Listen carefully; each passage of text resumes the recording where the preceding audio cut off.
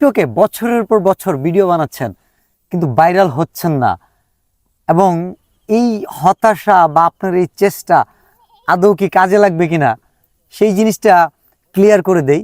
আমার কাছে মনে হয় এই ভিডিওটা আপনাকে খুশি করার জন্য না, এই ভিডিওটা হতে পারে আপনি নিরাশ হয়ে যেতে পারেন।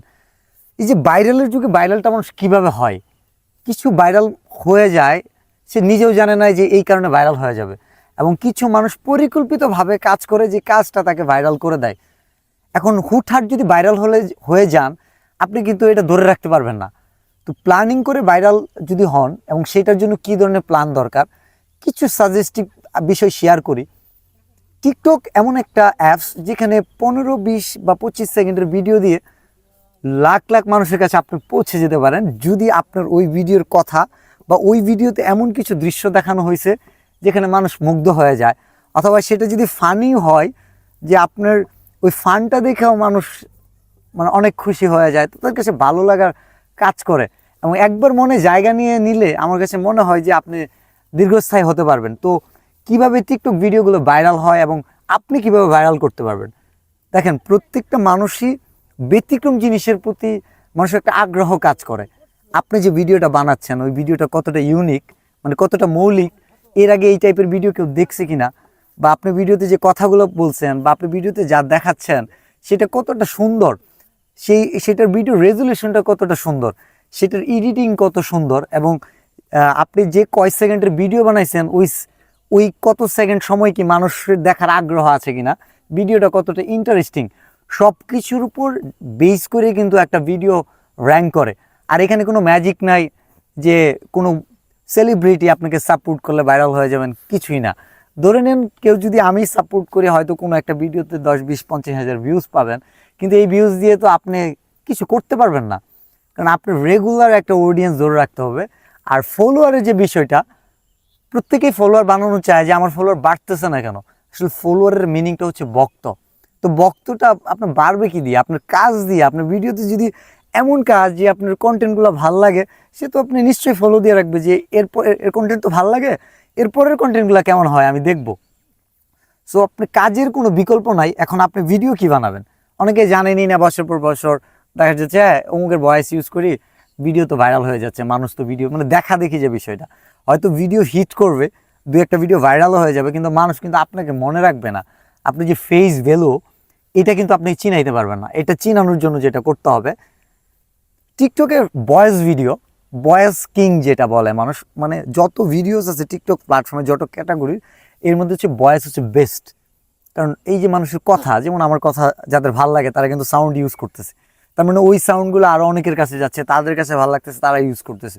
সো যারা কন্টেন্ট ক্রিয়েশন করতে চান টিকটকে, তারা 15, 20 বা 25 সেকেন্ড এই টাইমের মধ্যে নিজের সেরাটা দিয়ে ট্রাই করুন যে ভয়েসগুলো দেওয়ার জন্য। এখন ভয়েস কী ধরনের ভয়েস, আমরা জানি যে আমাদের বাংলাদেশের প্রেক্ষাপটে ইমোশনাল ভয়েস, স্যাড ভয়েস, অথবা বাস্তবাদী যে ভয়েসগুলো আসলে বাস্তবের সাথে মিলে, অথবা যেটা রোমান্টিক ভয়েস, যেই ভয়েসগুলা মানুষের প্রেম ভালোবাসার সাথে অনেকটা প্রাসঙ্গিক, ওই ভয়েসগুলো মানুষের হৃদয় কাড়ে। এবং ভয়েস আপনি আজকে বানাচ্ছেন, কালকে বানাচ্ছেন, পরশু বানাচ্ছেন যে আপনার ভাইরাল হয়ে যাবে এমন না। একটা কাজের একটা পর্যায়ে গিয়ে আপনার ভিডিওগুলো র্যাঙ্ক করবে। আপনার কোনো একটা ভয়েস আপনার কাছে মনে হয়েছে হ্যাঁ আমি তো গতানুগতিকই বানাই, যেমন আমি একটা ভিডিওতে বলেছিলাম, ভালোবাসার এই আলো জ্বালাতে পেরেছি গজন, বেশিরভাগই তো হৃদয় ভাঙার গর্জন, পারবো কিনা জানি না, তবে স্বপ্ন আমার একটাই, আমি তোমার আফসোসের কারণ হতে চাই। এই যে একটা ভয়েস, আমি সচরাচর যে ভয়েসগুলো দিই এমনই ছিল, কিন্তু এই ভয়েসটা প্রায় 1 লক্ষর বেশি মানুষ ইউজ করেছে। তো এটা কিন্তু আমি আদৌ জানতাম না এই ভয়েসটা এত র্যাঙ্ক করবে, বাট ভিডিওর ভোকালগুলো, কথাগুলো নিজের ছিল।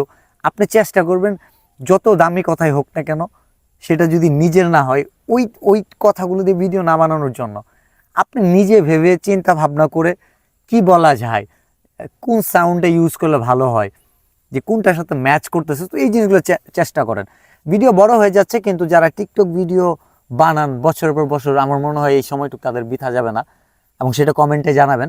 নেক্সট যেটা আসে সেটা হচ্ছে, আপনি যদি গান পারেন, আপনি যদি কবিতা আবৃত্তি, অথবা আপনি যদি নৃত্য, বিশেষ করে হ্যাঁ ড্যান্সের যে বিষয়টা, যেই গানগুলো, যে ড্যান্স স্টেপগুলো অনেক ভাইরাল হয়, ওই ড্যান্সগুলো তখন ট্রেন্ডিংয়ে থাকে।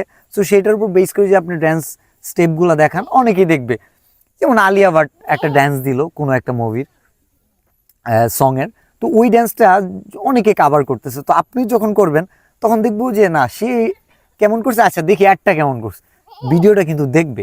সবচেয়ে একটা ভিডিও ভাইরাল করার সবচেয়ে হিডেন ট্রিক্স হচ্ছে একটা ভিডিও শেষ পর্যন্ত ঠিক কত পার্সেন্ট অডিয়েন্স, মানে কত পার্সেন্ট মানুষ দেখতেছে। তো আপনি ভালো করে রিটেনশন চেক করবেন যে শেষ পর্যন্ত ভিডিওটা দেখতেছে কত পার্সেন্ট। আপনি ধরেন 5টা ভিডিও বানাইছেন, তার মধ্যে কোনো একটা ভিডিও ধরেন 2000 ভিউ হয়েছে, মানে সর্বোচ্চ ভিউ 2000। এখন দেখেন ওখানে যে 2000 ভিউ হয়েছে, শেষ পর্যন্ত কত পার্সেন্ট ছিল। এবং অন্য ভিডিওগুলো দেখেন, এটা বলে অডিয়েন্স রিটেনশন, কোন জায়গায় কাট করছে, কোন জায়গায় অডিয়েন্স মানে ভিডিওটা স্কিপ করছে, ভিডিওটা আর পরে দেখে নাই। তো এই জিনিসগুলো যখন অ্যানালাইসিস করবেন এবং নিজের কাজগুলোর মধ্যে পার্থক্য খুঁজে পাবেন যে আপনি যে 10টা ভিডিও বানাইছেন কোনোটাই ভাইরাল হয় না, কিন্তু 10টার মধ্যে সবচেয়ে সেরা কাজ কোনটা, আর সবচেয়ে যে কাজটা সবচেয়ে খারাপ হয়েছে, মানে অডিয়েন্স কম দেখলেই তো মনে হয় খারাপ, যদি সেইটাই ধরে নেই তাহলে ওইটা কেন কম দেখছে, এই গ্রাফটা অ্যানালাইসিস করলে পেয়ে যাবেন।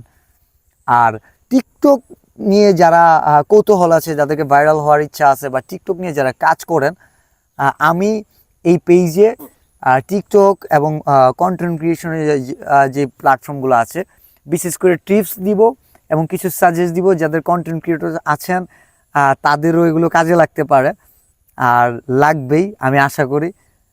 কারণ এগুলো আমার অনেক রাত জাগা পরিশ্রমের ফসল, যেটা আপনাদের সাথে খুব সহজে শেয়ার করে ফেললাম।